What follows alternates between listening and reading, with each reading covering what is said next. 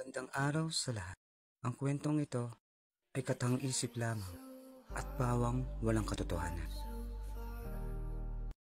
Gamit ang lumang aklat at putol na lapis nang maisulat ko ang kwentong ito na ang pamagat ay Mga Matang Nagniningning, Chapter 2, Panaginip.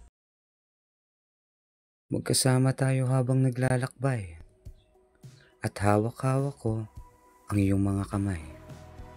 Magagandang tanawin at sariwang hangin, mga ibong umaawit na parabang tuwang-tuwa sa atin.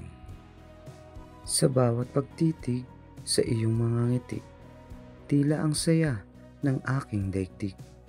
Sabay kislap ng iyong mga mata, parabang mga bituin sa langit na kumikinang-kinang at kay sarap pagmasdan.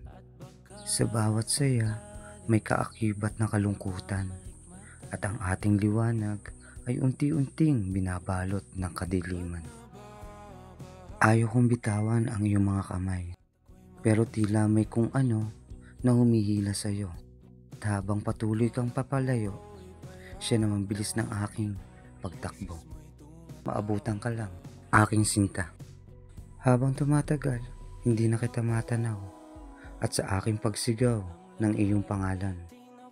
Pagpatak ng aking luha ay hindi mapigilan. Pagmulat ng aking mga mata, sabay sambit ng mga katagang. Panaginip lang pala ang lahat. Tila masama na naman ang aking gising, kaya agad naman akong bumangon. Diretso sa CR, naghilamos ng mahimasmasan. At nung ako'y natauhan, inisip ang saya, kinalimutan ng lungkot.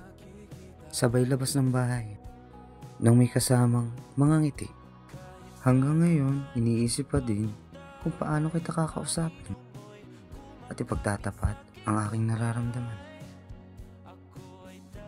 Lumipas ang mga araw, isang masamang balita ang aking nalaman.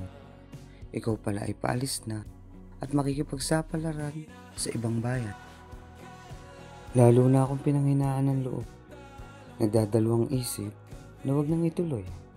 Pero ang sinasabi ng aking puso, ikaw ay magpatuloy. Kaya naman, nilaksan ko na lang ang aking loob. Agad kitang hinanap sa social media. At nung ikaw ay aking makita, agad ako nagpadala ng mensahe. Hi, kamusta? Lumipas ang mga oras at walang balik na mensahe. Ay nako, siguro hindi ito interesado sa katulad ko. Hindi ko na malayan, nagpadala ka na pala ng mensahe. Kaya naman, ako'y tuwang-tuwa. Ako'y natigilan na blangko ang aking kaisipan. Dahil hindi ko alam kung paano ko sisimulan. Nilamon ng kaba at takot at naalala ang madilim na kahapon. Sabay sambit ng mga katagang, wag na nga lang. Siguro dadating din ang tamang panahon para sa atin.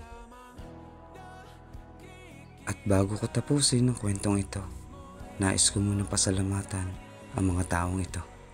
Maraming salamat sa inyo at lagi kayong sumusubaybay sa aking kwento.